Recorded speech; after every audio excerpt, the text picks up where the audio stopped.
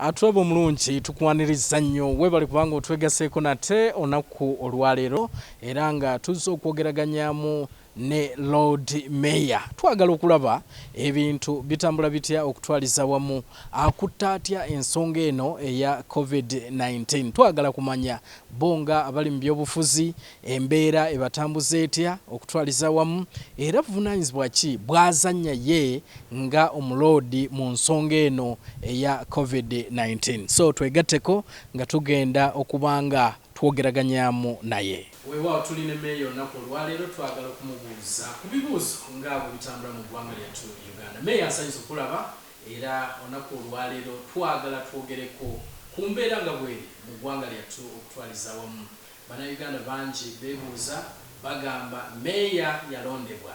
naye talina walabikira naddala mu abo be tulaba abagenda maaso n'okubanga bakwasaganya ensonga y'ekirwadde kino ekya COVID-19. Mayor wawoli kyekigenda mu maaso? Well,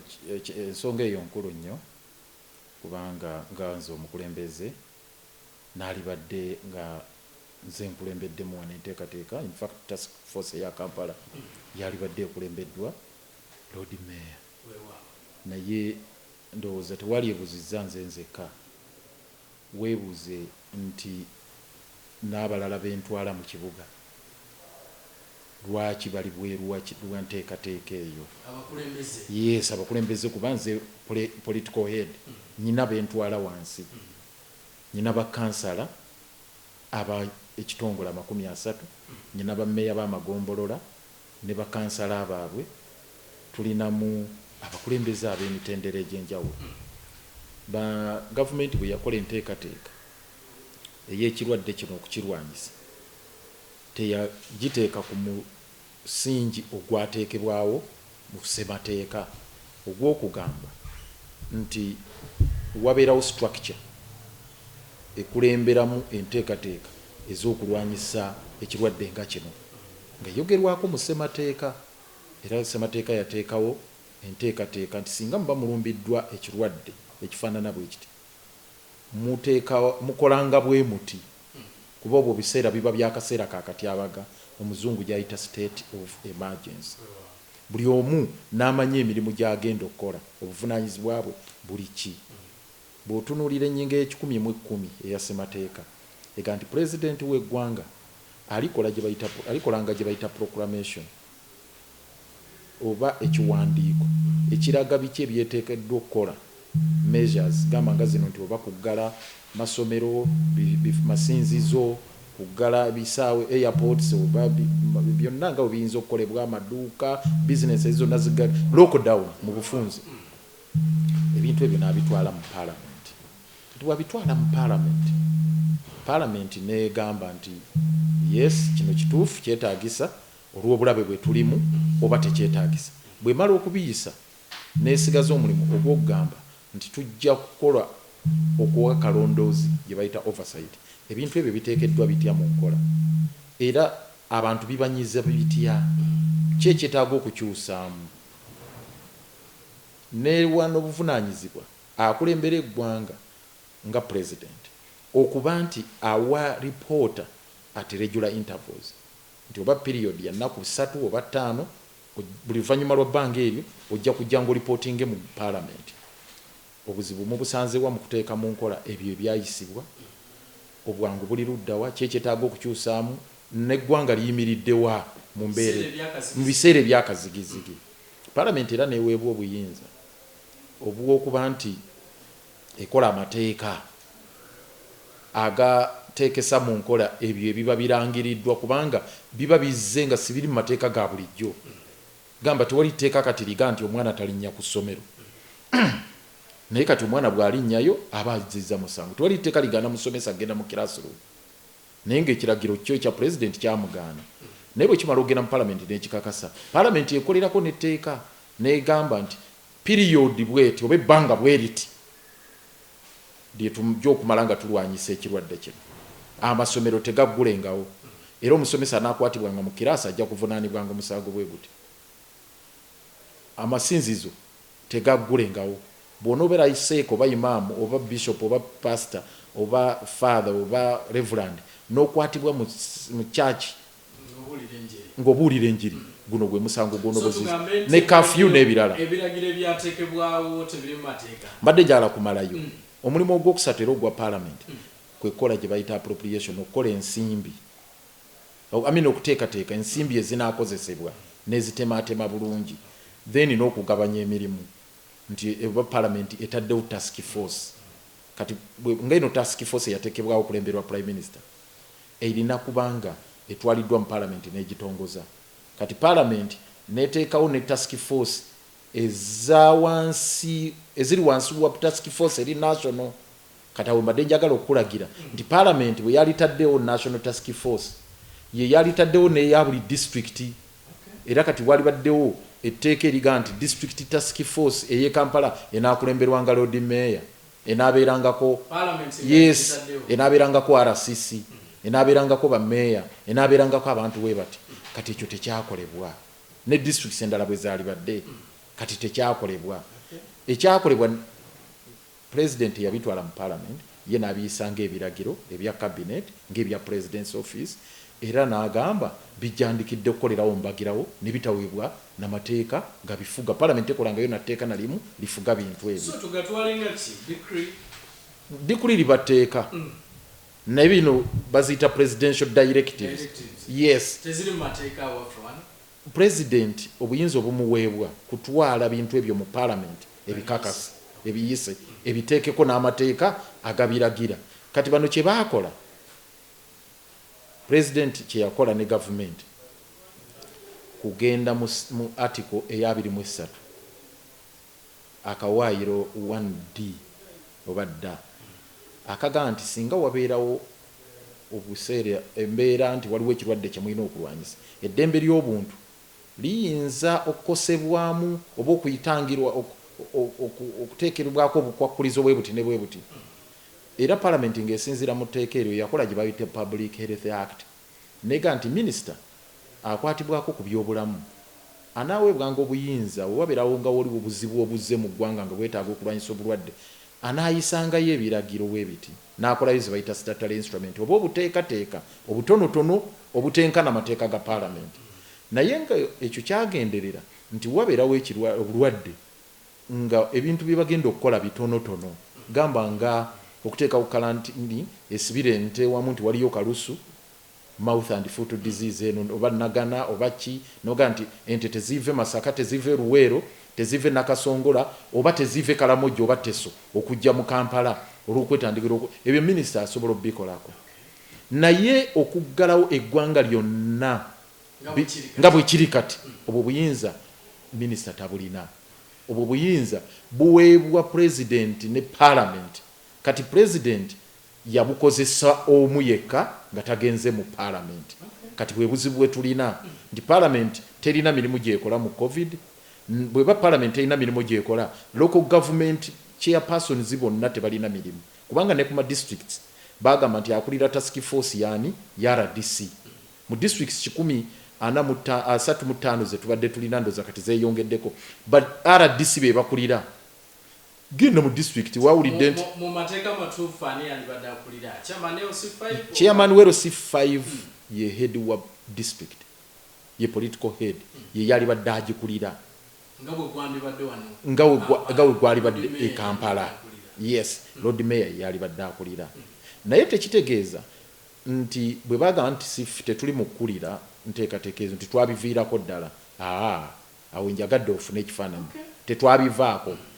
yadde tondaba mu kugaba mmere si muzannyo naye emirimu gyenkola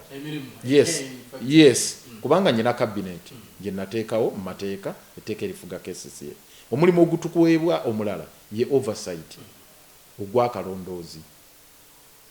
amaanyi gaffe amaanyi g'ofiisi ya Lord Mayor twagateeka ku oversight oba kulondoola netugaa nti parliament bwebanga eyisizza obuwumbi 304 okugenda kulwanyisa ekirwadde kya covid nga supplementary budget ffe kati ziriwa ezigwa mu kkowe lyetusobola okulondoola butereevu ezijja e Kampala wano muzo nga mulimu ensimbi obuwumbi 59 bwe bagamba nti obwo bwakulondoola bwagula mmere ey'abantu abali bamufuna mpola abakola mmere ya leero obuwumbi 59. kakati ogwaffe ne tusigala okulaba nti ensimbi ezo tuzirondoola kubanga bagamba bagugjeemu ab'ebyobufuzi ffe ne bagulekera minisita wa Kampala, ne bagulekera RCC, ne bagulekera amagye aga poliisi prisons na UPDF, ne bagulekera ne baminisita abaava ewalala. Minisita Ogwang waliyo baliomusi yatwala Nakawa, Magezi n'atwala Kampala Central, Minisita Beni Bugembe n'atwala Lubaga South, Kawempe n'etwalibwa Deputy Attorney General Josephine Kafuzi n'abalala ne beegabanya bwe batyo.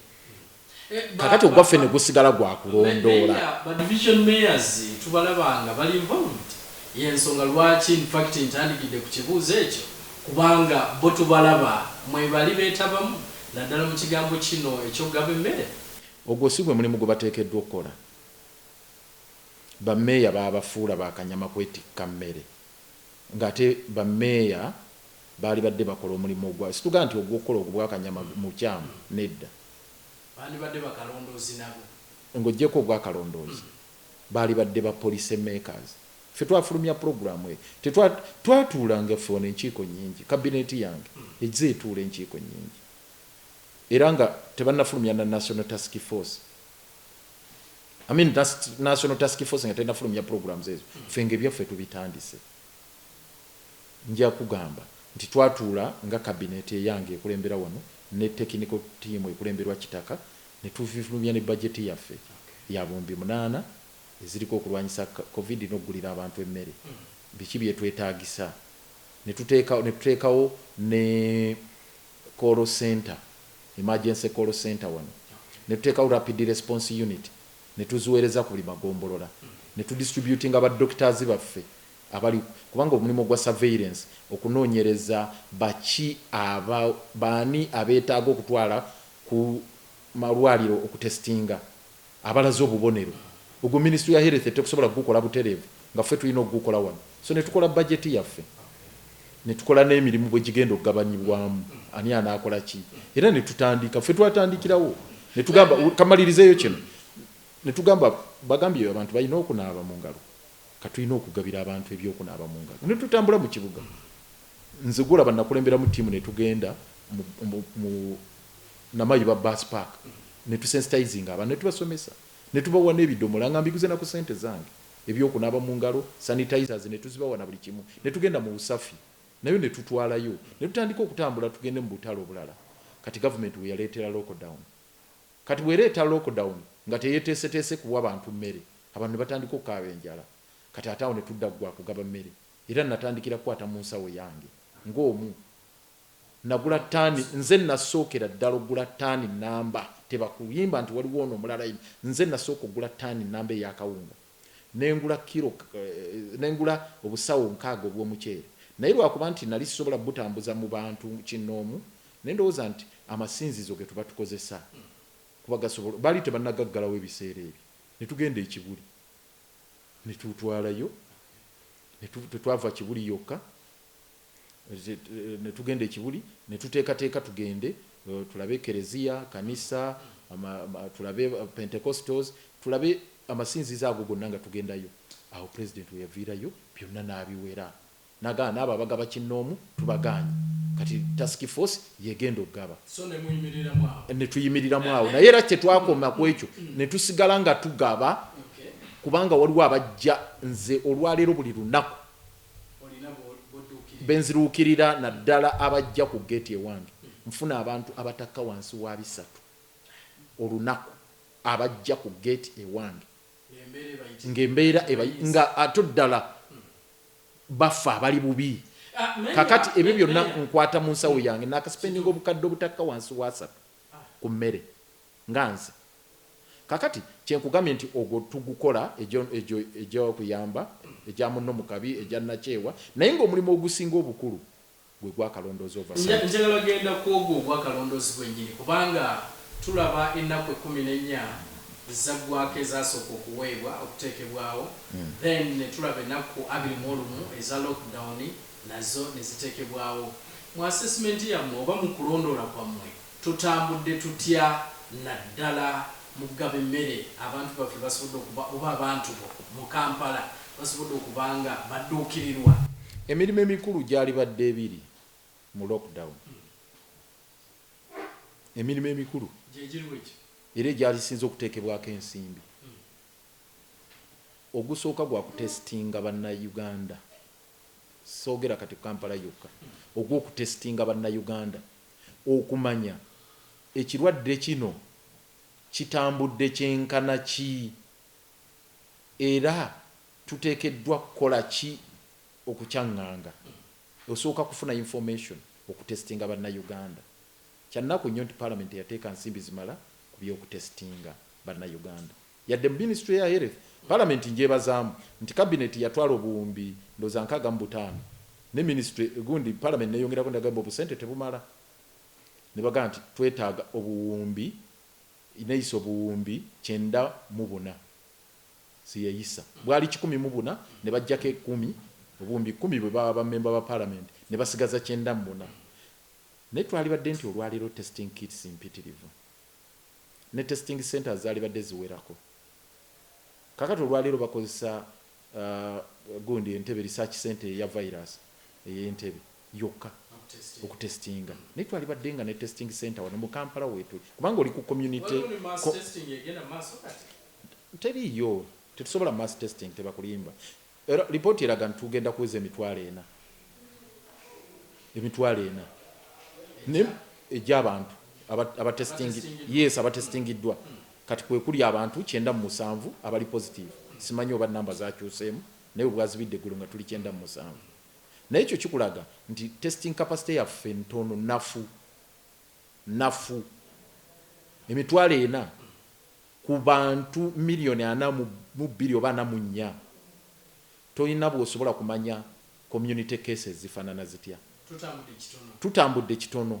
Yes, kyali kikulu amaanyi ogateeka ennyo ku imported cases. Imported cases mikutu ebiri. Bano abaali bayita ku kisaawe bwe baateekanga mu quarantine ku kisaawe ky'ennyonyi abavanga mu high risk areas then naba trucker drivers. Kati ebisaawe nga bwe byaggalibwawo ne tusigaza borders oziteekako amaanyi. Tulina cases zebakulaga ezisukka mu 5 zivudde mu ba trucker drivers. Ekyo kikulaga nti awo tulinawo obuzibu. Cases zisinga kati ze tulina zivudde mu ba trucker driver. Awo tulinawo obuzibu. Community cases zaakatandika okulabikako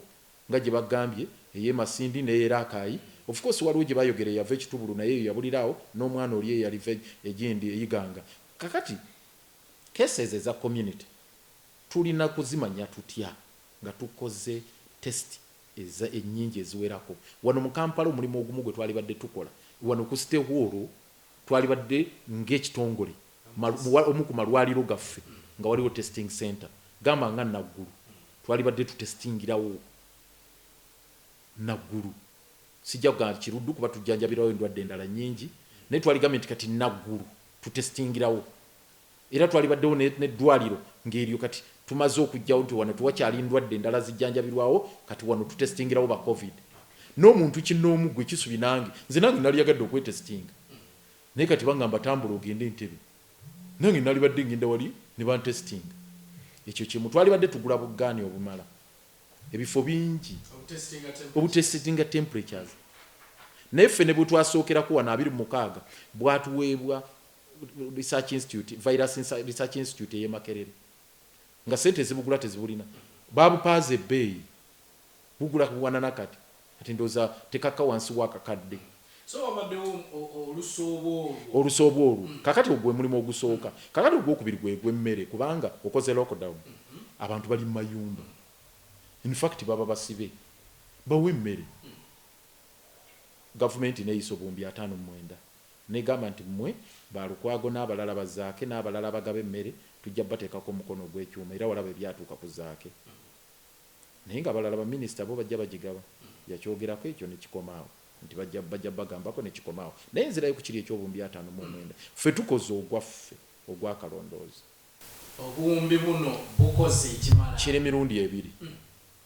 mu quantity ne quality. Quantity ne quality. So mu quantity webuli. Mu quantity emmere weri temala era kubanga record ze tulina mu weeks ebbiri ezasooka zaggwako. Njagala owulire kino fenga KCCA bwe twakola profiling oba mapping twalaba nti abantu abalina okuweebwa Kampala n'ebitundu ebiriraanyeewo ebitonotono akakadde kamu n'ekitundu mu weeks bbiri ezasooka nga tebannabakola extension eyannako 21 n'obwo obuwumbi 59 bwali bwa weeks ezebbiri ezo ezasooka nga buggweeraawo mu weeks bbiri kubanga baabala nti buli muntu ajja kufuna kilo 6 ez'akawunga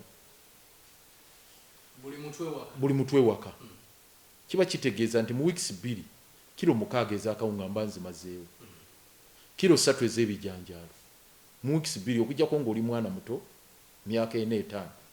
naye oba muntu mukulu oba oziridde ziweddewo ze weeks era kibaateekateeka ekyo weeks 2 ne ziggwako nga bakakavalinga emitwalo 10 ku miliyoni emu n'ekitundu. Kakati ne bongerayo weekend ala 21 weekend ala 20 ennaku endala 21 ze weeks 3 zaweddeko nga bakakavalinga emitwalo 21 byokka ku miliyoni emu n'ekitundu. Olwo balina okugenda ewa Kiso. Ffe twabagamba eyo system gye bakozesa nkyamu eyakamese tambula ffe gye twabawa proposal yaffe tuteeke dipo ku buli gombolola buli headquarter y'eggombolola dipo y'emmere kuba data statistics tuzirina abantu abateekeddwa okufuna emmere buli division tubalina kwata namba y'abantu abo nti oba nakawa emitwalo oba nakawempe emitwalo 33 oba nakawa emitwalo 5 emmere egisitule egende ku ggombolola emitwalo 5 egy'emmere bumalo giteekawo tubale buli muluka mulimu abantu bameka tufune zino motoka dabo kabini ezo mu president zasaba enkya n'eggulu zijje ku magombolola kubanga amanyo gatadde Kampala na Wakiso zituuke ku ggombolola zikirire ku miruka ku lunaku lumu mu nnaku 2-3 oba omaze okugaba emmere eyo oleeta abo abasirikale abaprisons abantu ffe tuba supervising bagituuse mu bantu ekyo kyabalema wetwogerera nze ndi Lubaga ne kifo ewange Wakaliga tebalinyangawo n'olunaku n'olumu mu muluko gwe Lubaga parish mwende tebalinyawo genda bitundu by'Endeeba genda Nateete genda Wakaliga genda Lungujja abatuseeko bufofofo obutini Busega abantu babakawaako batini Kabowa side n'ebibuga ekizibu kiriwa manpower yentono mmere yentono mbadde njija ku kyokubiri tukubeeyo quantity quality omutindo gw'ebi nja kukwotinga bigambo bya speaker Kadaga yagambye nti emmere gye bagaba bano nvundu n'amata gali expired. Okusooka ebigambo bino byafuluma gavumenti n'abakooba nga minisita wa ICT beekangabiriza ne babiwakanya ne Ocheru wa relief naye oluvannyuma ne bakkiriza era ne bagamba nti aponye ebijanjalo by'abadaleeta substandard. Wetwogerera olwaleero tulina ne evidence ey'obusawo bw'ebijanjalo ebivundu kugambye ebijanjalo byebagaba tebirina linnya kasavu kanyama biri awo bo bayoola byonna ne bayiwa omwo kakica yenna bo bagamba nti mu ntandikwa omutindo gwali mubi babuuze type y'ebijanjalo gye bagaba bagiyita ki bagaba Nambale bagaba Kanyeebwa bagaba Masavu bagaba Yellow Beans bagaba ki yes tebirina linnya kasavu kanyama bijjuddemu amayinja bijjuddemu kawukuumi bijjuddemu buli kimu kiri omwo kakati yembeera eyo era tulibeera ligimenti ebijanjalo birinza okulwanza abantu akawunga si namba emu si namba 2 bagenda ku namba 5 akaddiriro genda ku kyacu kakati toyinza kukola accountability ku bumbi 59 ku mmere eyo tebasobola kukola accountability yaabo ffe tulemeddeko twagala kumanya ku bumbi 59 bakaspendinga bumeka era twagala speaker ayite parliament kubanga omulimu gwa parliament ogumu kulondoola nsimbi ya wa musolo ku bumbi 5.9 baakaspendingako mmeka ezigenze ku mmere mu Kampala era waliwo mmeka balance kuba nabadde mbuuza era nkyabuuza singa lockdown teyeeyongeddeyo balance w'ensimbi n'emmere eri mu sitoowa baaliiridde birye era njagala okubuuza n'ebirala bye bajja bawaayo kubanga yes sente ze bawaayo president yatugambye buli obuwumbi 20 mu something so far kale banaatubuulira ekinaabukozesebwamu naye ebintu bye bawaayo mu mpeka ebikalu ddala bino ebiri perishable gamba nga amatooke tulabalooleza amatooke olina buli omu aleeta kyalina amagi omuceere ebiki sinnawulirako mu Kampala agamba nti yafunye tray y'amagi nti oba yafunyeyo enkota y'ettooke oba yafunyeyo kiro y'omuceere bagaba kali akawunga aka namba 5 so awo naffe wetugambira nti obwerufu buteekeddwa okuteekebwa mu kintu kino obwerufu ffe lwe tusimbyeko nyese temuli bwerufu era awo tutaddewo nnyo essira n'amaanyi kubanga meya nga tuvuddeko eyo njagala tunuleko ku nsonga y'eddembe ly'obuntu ate era ne demokrasiya okutwaliza wamu mu kino kyennyini kye tulimu kubanga bw'obadde otandika ebiragiro biri president bye yateekawo simanyi gwe olimu n'amateeka birina we birinnyirira ddala eddembe ly'omuntu ate era n'okutyoboola enfuga ey'amateeka ssemateeka ekirungi ensonga eyo yagiraba in fact njagala nnyo okwebaza abakola ssemateeka baalina omuzungu kyayita wisdom ey'ekika ekyawaggulu ku sayidi eyo ey'eddembe ly'obuntu ku kaseera kakatyabaga baateekamu obuwaayiro bungi oba ennyingo nnyingi mu ssemateeka ne bateekawo ne subheading human rights during emergency genda mu nnyingo eya46 eya ssemateeka 47 48 49 ezo nga bazisimbuliza mu nnyingo eya 29 paragraph D clause 1D egamba nti eddembe ly'obuntu liyinza okuteekebwako ekkomo erisukka ku lya bulijjo mu kaseera kakatyabaga naye ekkomo eryo bw'onoobona oliteekawo bino bye byeteekeddwa okukolebwa wammanga mu article 10 kwe kuteekawo state of emergency n'ebyo parliament byerina okuyisa n'amateeka naye mu 46 ne bateekamu measures oba enteekateeka framework mwoteekeddwa okuyita okulaba nti eddembe ly'obuntu eryo teririnnyirirwa gamba president bw'aweebwa obuyinza obuteekawo kafyu obugaba bodaboda zikome essaawa 11 obugamba nti amaduuka tegaggulwewo n'ebirala ne bugamba nti parliament ejja kuteekawo etteeka n'ebibonerezo era abantu abakwatiddwa mu biseera ebyakataabaga minisita ajja compilinganga list babateeke ne mu kyapa kya gavumenti gye bayita national gazette bagitwale ne mu parliament bagisome regularly buli luvannyuma lwa nnaku nga 2-3 minisita ng'ajja twakutteyo mu kafyu bwe bati twayodde bodaboda ezasoseza saa 11 bwe ziti twabatutte mu kkomera bwe riti era bakuumiddwa bwe bati era okkirizibwa ab'eŋŋanda bakkirizibwa okugendayo mu atike ya 45 bakkirizibwa n'okubeera ne balooya baabwe bakkirizibwa n'okubeera ne badokita mu atike ya 46 genda obyetegereze atike ya 49 yesinga okubeera okuleetamu obwerufu nega minisita ajjanga kuleeta alipooti eraga abantu abo eddembe lyabwe lyakwatiddwako litya era negamba Uganda Human Rights Commission eya 889 Uganda Human Rights Commission ejja kujjanga abantu abo yekebejje kinoomu buli omu yetegereza abakwatiddwa n'ensonga lwaki bakwatiddwa bwesanga nga obuligo bakwatiddwa bamukutte busongasonga Uganda Human Rights Commission ng'eragira nti awo yateebwe bwesanga nti waliwo gubamye emmere ng'eragiro yaweebwe emmere bwesanga nti waliwo gubakubye n'atafuna bujjanjabi nga zaake ng'egamba oyo naye ateebwe oba afuna obujjanjabi bw'ati Uganda Human Rights Commission erina omulimu munene nnyo mu biseera by'akazigizigi atike ya 49 newunzika ng'egamba ekiseera parliament kyebeegeze nti kino kaseera akakatyabaga bwe kiggwangako abantu bonna abaaba bakwatiddwa oba bawozesezza oba tebawozezeddwa mu kiseera ekyo bonna oggulawo komera ne bafuluma bonna oggulawo lumu ne bafuluma okujjako nga kiweddeko gamba lockdown singa eggwako mu nnaku zino zebayongeddeyo 21 singa wabawo emisango emirala gye bakuvunaana egitakwatagana na biseera byakatyabaga ekyo bayinza okusigaza naye baba nga bakwata nti bya kafiyu bya bodaboda yasuse 11 ono mwana w'essomero twamusanze ku kyaki nga twagaana ono yagenze ku boda n'agira bwate ono ku kisaawe entebe bwe bityo singa bibakwatiddemu nga byagaanibwa kasite ekiseera ekyo ekyakatyabaga kiggwako palamenti kye yateekawo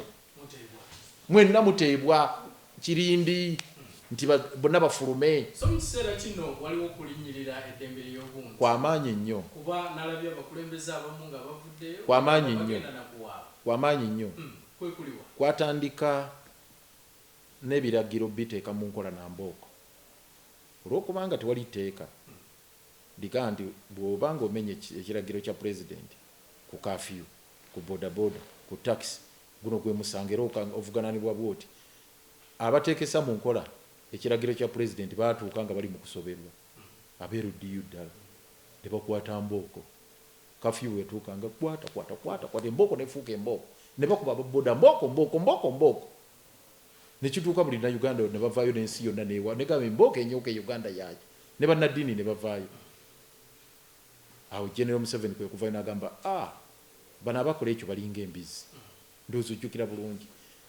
saagala bawolereza naye baali tebalina tteeka nabo mubateekera kiragiro kya pulezidenti ekyo kwali kulinnyirira era kulinnyirira ddembe ly'abannansi ekyokubiri kwe kubateekesaako gye bayita presidential directive nga tewaliiwo teeka wuliriza ekimu ku tteeka eddungi oba ku nfuga ennungi kwe kubeerawo omuzungu gyayita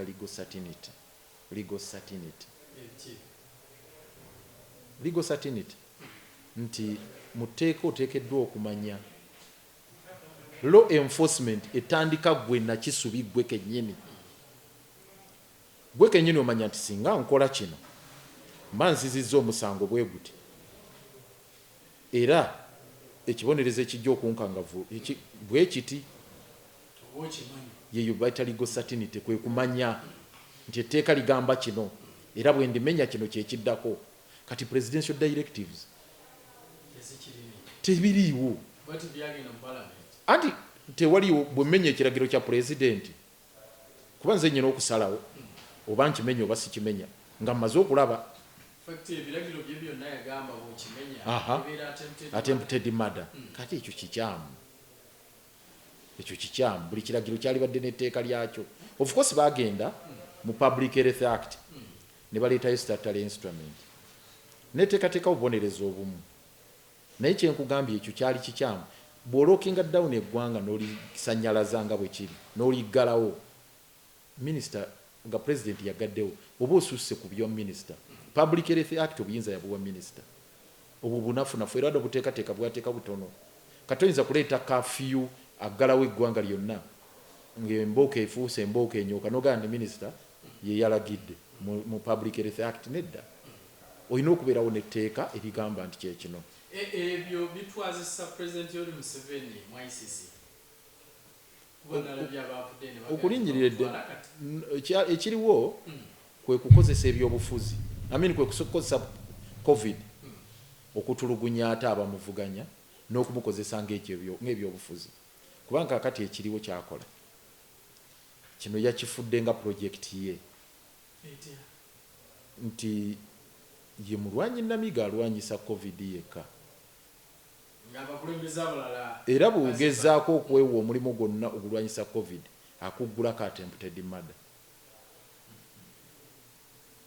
gwe bubaako gwonna gwokola nga gwannakyewa noga nange kanyambeko wano singa nsituka nenga nti abantu b'enakasero market awo tebalina bye banaabisa mu ngalo kambatwalireyo ekidomola mba nyambyeko okulwanyisa covid naye ajja kunzigulako omusango gwaki task force tebituteeyo kyenkubuuza nti wajje walabye nga task force egaba sabuuni bano abantu gwe bawaayo amatooke bagaba bijanjalo nakawunga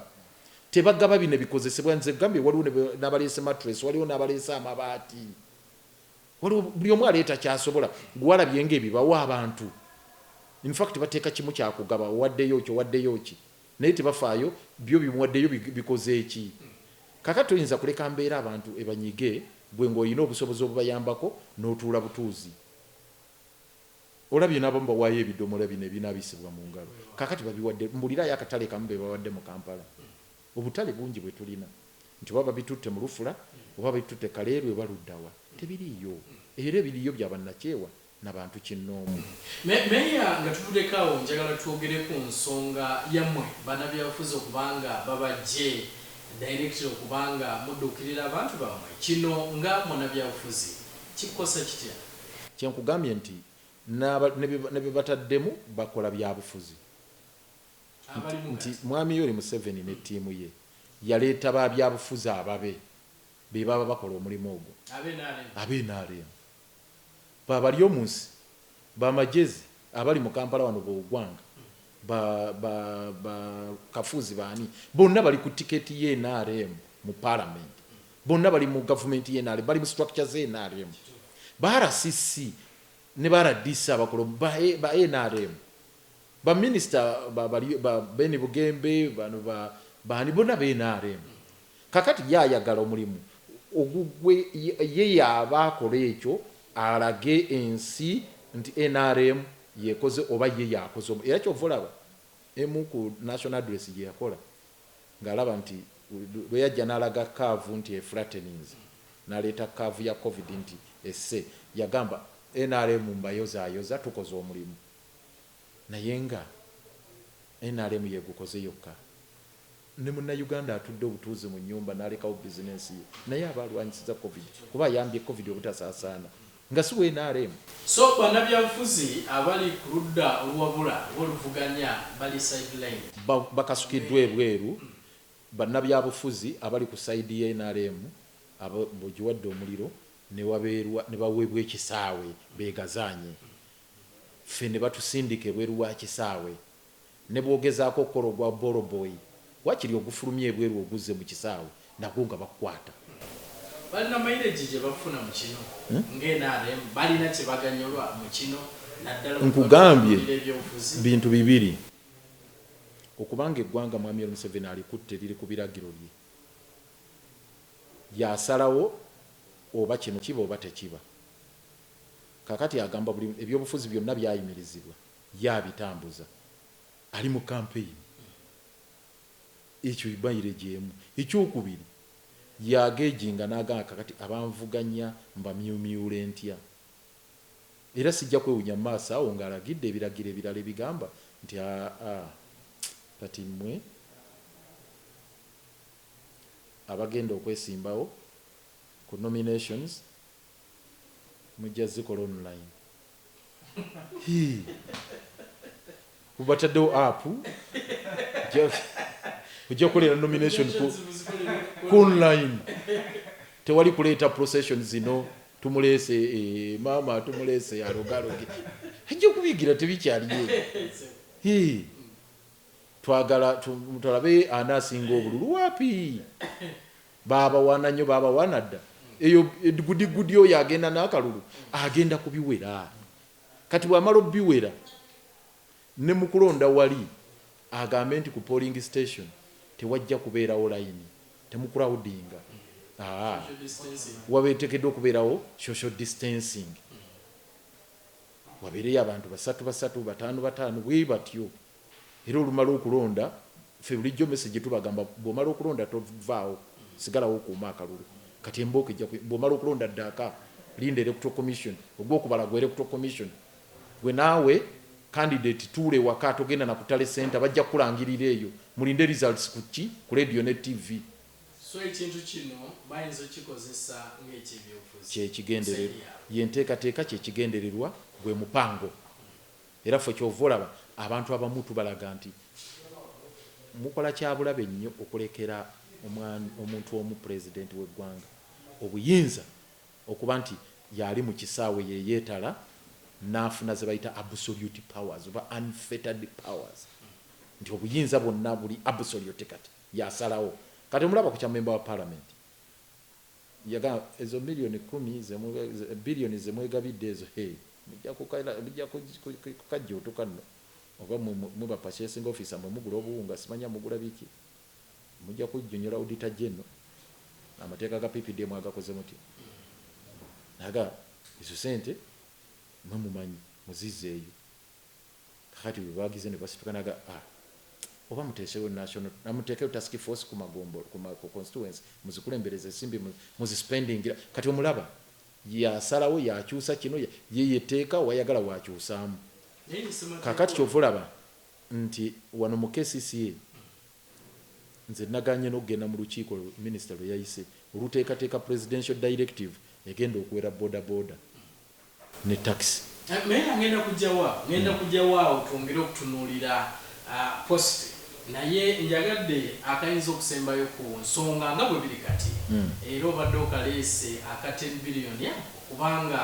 bannayuganda bangi bwe bawulidde nti ababaka ba palamenti nabo beegerekedde era bagenda kubanga bafuna miliyoni 22 okutwaliza wamu ebigambo bannayuganda bangi wabalabye nga si basanyufu okutwaliza wamu then ate ne tuwulirawo n'okukontana awo amaloboozi president speaker ne judiciary okutwaliza wamu kiki oyinza okwogera ku nsonga eno bannaba Uganda nja kubeebazaako kimu okubeera vigilant ddala ku nsimbi zaabwe eziba yanti z'abannayuganda ezibasolozebwamu beebale naye nja kubasaba nti omulimu ogwo tugugaziyeemuko kubanga budget yonna tugitunulire bukolokolo palamenti kituufu yakola nsobi okuwewa obuwumbi 10 yakola nsobi kubanga omulimu gwa palamenti nga bwe nkunyonyodde mu kiseera kyakalisigizige kubanga kati tuli mu state of emergency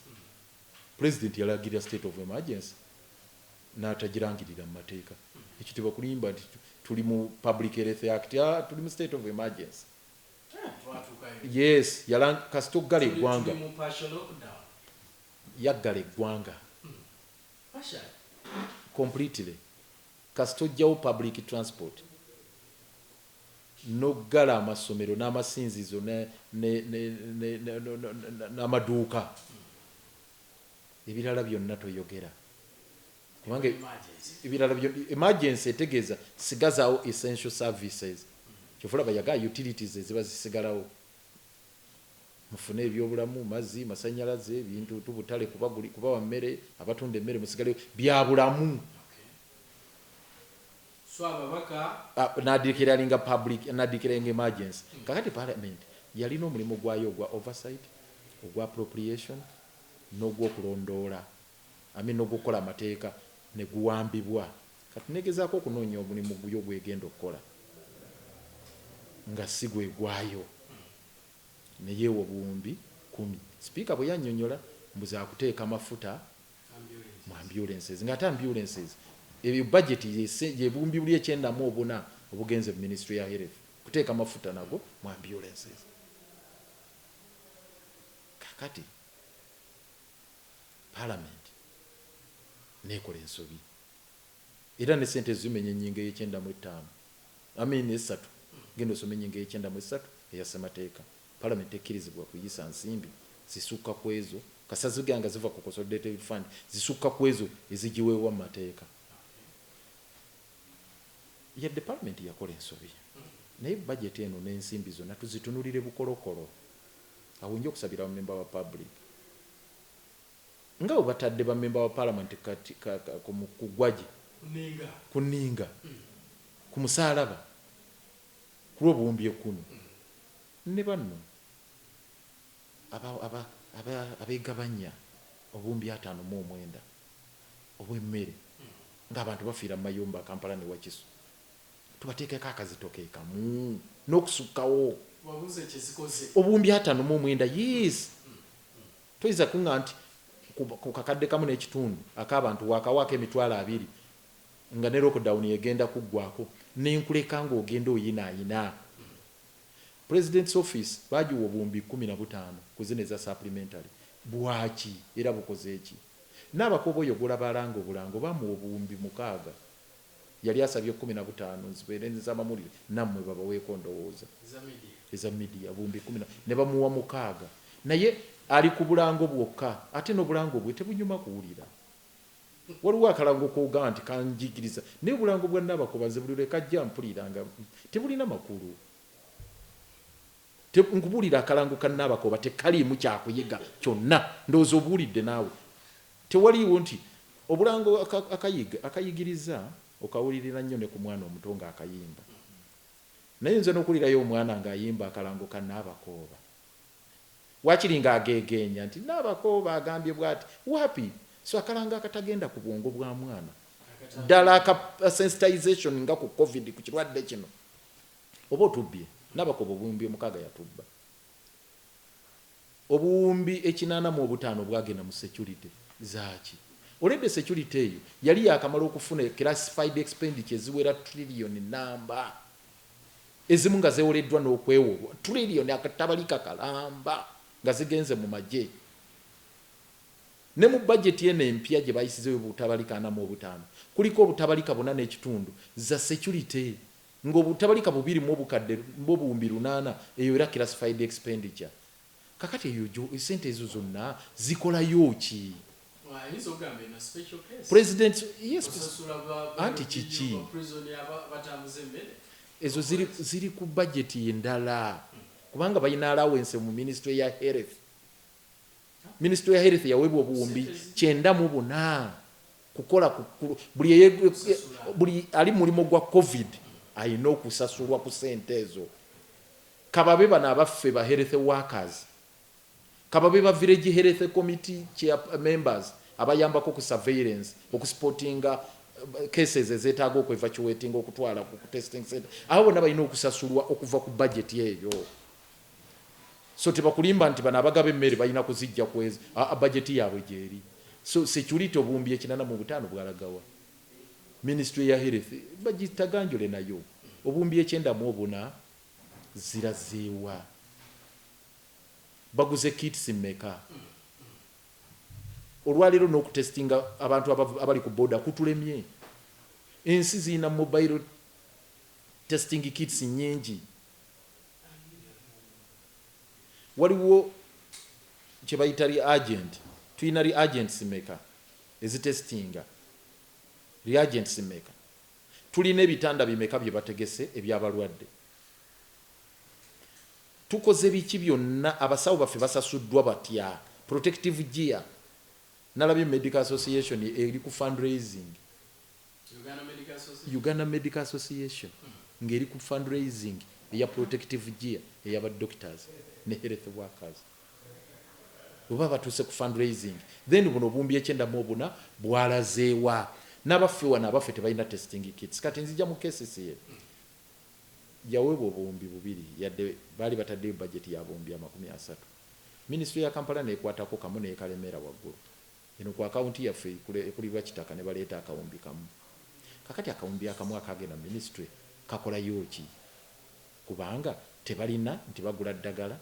tebalina nti bagaba mmere ku sente ezo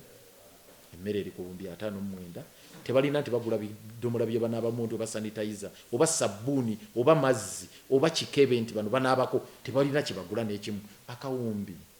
mukyala Beni Bugembe ne bannaabwe akawumbi ke basigaza akakoze eki so wateekeddwa okubeerawo okunoonyereza okw'amaanyi wateekeddwa okubeerawo okunoonyereza okw'amaanyi ku nsimbi zino kyembadde ngamba bamemba ba public nti obuwumbi 10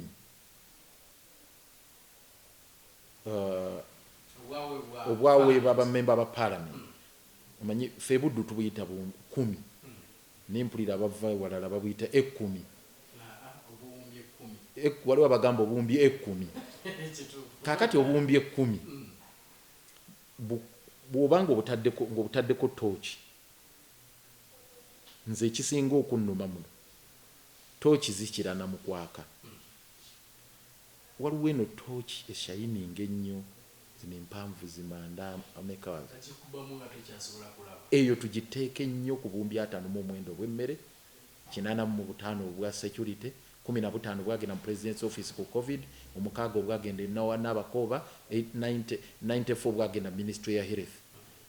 Kano akatooki akazimeeramu akatono ke tuba tuteeka kubona 10 obwaba sigana tetuteeka ko tooki naye katukola ensobi nti tooki esinga okwaka tugitadde nnyo kuba MP. Of course kitegeerekeka nti MP yali badde musirikale akuuma eggwanika lyaffe, naye bwe baba nga beegabiddeko 10 baba bakoze bubi. Kale tubateekeko akazito, tubateekeko tooki, naye tooki esinga katono nnyo ku nsonga ya post covid wenjagala okugenda okubanga Bannayuganda bangi badde batunuulira ekibuga nga bwe kiri kati, ng'owulira bagamba nti ekibuga kati abantu basobola okutambula, abasobodde okubanga batambula, naye era mpulira waliwo n'enteekateeka zetuwulira ezijja mu kibuga nga bino byonna biwedde. Biki ebyo mu bufunze ebiteekebwa bikolebwa Munnayuganda kyetaaga olwaleero era kwe kumukubira tooki mu nteekateeka egenda okulaba obulamu bwe budda butya engulu ng'avudde mu kkomera gy'ali mu lockdown abasibiddwa ewaka. Gavumenti kigikakatako kati okuteekerateekera ekonome enaddawo etya. Abasuubuzi abalina looni, abasuubuzi abakola mu zaakedi z'amaduuka agaggaddwa, abakyala babadde mu butale, baani bonna bwe batyo, ababodaboda, abatakisi, tugenda bateekerateekera baddemu batya obulamu obujja. Gavumenti ekyo kigiremu okukola, naye nga kasobeza bwabeera ate kye bakoze kwongera kuteeka kazito ku bannakunkunyedda, ababodaboda n'abatakisi. Bo lockdown eyaabwe bagambye mu kiwandiiko kye bategeka president kyagenda okufulumya kye bampaddeko kopi ejja kweyongerayo ey'ababoda n'abatakisi. Era mu kweyongerayo nga kirabika lyekkubo lye batema oba empenda ey'okubagobera ddala.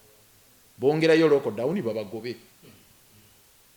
Bagamba ababodaboda mu nnaku ezinaasooka nga lockdown ewedde, mu nnaku 14 ezinaasooka omusanvu wakati omusanvu ne 14 bajja kusigala nga babadde nga bali batwala luggage yokka ne kafyu ng'ebakwatako. Mu nnaku ezo bewandiise mu associations, simanya Zikambe, simanya Taxify, simanya Uber n'ebirala, Safe Border. Era ministry ya Works mbu egenda ku licensing associations boze bamanyi nti zezine ziri digital. Kakati mu nnaku 28 ng'ezo nga zine 14 era ziweddeko, owa bodaboda buli omu atandika okwewandiisa mu association eyo. Bw'amala okwewandiisa balyoke bamugambe nti kati komawo naye w'ogenda okukolera stage ezimu zagobeddwawo, kuba kati stage zabadde 97, bagamba 385 ziveewo wasigalewo 585. Era nga bagamba nti wajja kubeerawo ne bodaboda free zone ye Central Business District nge bodaboda tezirinnyayo. Mu bufunze ng'ebiteekebwateekebwa kukaluubiriza wa bodaboda mulimu either aguddukemu oba oluvannyuma bamugambe naye gwe tukyakwetaaga. Kyekigenderera owa taxi mbadde nkyajja kuwa taxi. Owa taxi bagamba mu nnaku 28 oluvannyuma lwa lockdown ezo taxi zakuggalirwa waka tezijja kuvaayo. Mu biseera ebyo ministry ng'ekyanoonya bwegenda okuziregisteringa nazo eya Works mu nnaku 42 ezinaddirirako nga 28 ziweddeko basitule taxi ezo bazitwale mu ministry ezeekebejje ne baddereeva beenekiriza bakomewo. Bwe banaakomawo taxi baziwadde mbu buli ruutu ne weeyina okuyita ne stage na buli kimu, era nazo nga zikendeezeddwa. Kakati mu bufunze kibadde njagala okulaga nti bino byonna bigendereddwamu si kuteekerateekera kibuga naye kukaluubiriza wa bodaboda n'owa taxi omulimu ogwo baguddukemu oba bagobebwe. Meya waliwo bangi abadde bagamba nti bodaboda nnyingi nnyo mu kibuga, taxi nnyingi nnyo mu kibuga, bwe bakola bwe batyo kiba kikyamu. Eyo enteekateeka eya poliisi erina kujjira mu kaseera nga tuli mu mirembe, si mu kaseera ka lutalo. General Museveni yatugamba day one nti luno lutalo. Yes. Bwe mubeera mu lutalo ate si bw'ogamba omwana nti gwe ojja kwambala bwoti, gwe ojja kukola bwoti, nedda muli mu lutalo. kakati bwe tubeera mu lutalo si wookolera poliisi ate etereeza nti etereeza kyenkugambye nti eno poliisi gye baleeta si yakutereeza yadde twetaaga okutereeza kuba tubadde n'obudde bungi obutereeza weebuuze lwaki kigaanye bodaboda si kyezizze zijje kubanga batugambye mu kiwandiiko nti tuweza emitwalo nga 2 naye zajja eggulo zibaddewo si kyezizze zijje mu kibuga lwaki tetuziteekerateekera bulijjo takisi si kyezijje zijje zibaddewo era ffe tugezezzaako twakola ordinances amabago g'amateeka nengaleeta mu kanso ne process ne ziyimirira amateeka aganaafuga boda n'agafuga taxi nga njagala gayite emitendera nga tumaze kwebuuza ku bonna naye kati ago ne gayimirira olwendo liite ezibaddewo mu kitongole katubadde tulowooza bajja kumala kwebuuzibwa kati ba taxi baggalibwa bonna bakeesa lukya bali waka waabwe so tobeebuuzizzaako bakansala nabo bombu gye bagenda tebalina natambula tebalina na stickers tebasobola kujja wano kanso tezituula bameeya bali eyo buli omu simanyi kyaliko kakati bw'oleese poliisi sikye kubanga bw'oleeta poliisi mu kiseera nga ensi eri mu emergency eyo tebeera poliisi yakutambulizibwako bbanga lyonna poliisi gy'olina okuleeta akaseera kano yakulwanyisa mbeera ya covid nakweteekerateekera tukivaamu tutya naye so kisugamba tunaalungamya tutya enzimba y'amayumba mu Kampala tunaalungamya tutya bodaboda ne taxi nedda Amina nange neyanzeege webale nnyo okunkyazaako wano n'okumpa omukisa ogwo okunnyonnyola eggwanga lino Ssaabasajja Kabaka wangaale weewaawo ndowooza osobodde okuwulira Lord Mayor biki byasobodde okuba nga atugamba olunaku olwaleero naddala ku nsonga y'ekirwadde kino ekigenda mu maaso mu ggwanga lyattu Uganda n'obutali bumativu bwe buliwa okutwaliza wamu era nkugamba nti twegattengako nga tugenda mu maaso n'okuba nga twogeraganya nga tukubaganya ebirowoozo ku nsonga ez'enjawulo nga bwe zitambula mu ggwanga lyattu Uganda ye omuloodi gwe tubadde naye olunaku olwaleero.